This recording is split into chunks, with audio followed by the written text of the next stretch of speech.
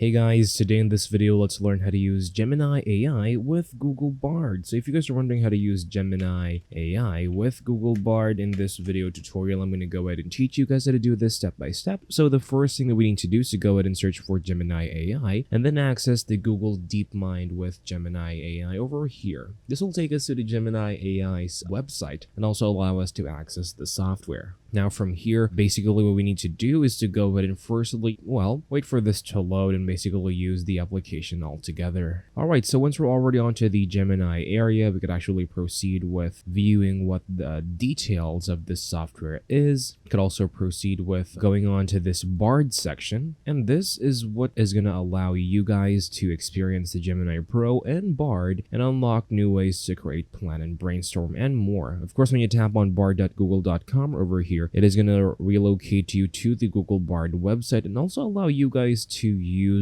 these two together. Now from here, let's go ahead and try to access our settings over here and see if it is actually possible for us to view the settings of Google Bard. So in this case, as you would notice, going back to the Gemini software, we can actually see now what this is all about. As you would notice, it's going to welcome us to the Gemini AI software, and of course the capabilities of this is going to show us that this is basically the first model to outperform massive multitask language understanding. So from here, of course, this would basically be the same as any other AI software, but much more improved, given these data over here that shows percentage versus our main competitor over here. So we actually have three main sizes. We have the Ultra, which is the most capable. We also have the Pro, best for modeling and scaling, and also have the Nano. So from here, we could actually proceed with also using Gemini hands-on and proceeding with what the specific uses are for Gemini. As you would notice, we actually have this option to proceed with using it to create some games, some visual puzzles, and making connections as well. So from here, if you want to go ahead and basically use Gemini, of course, just go ahead and tap on,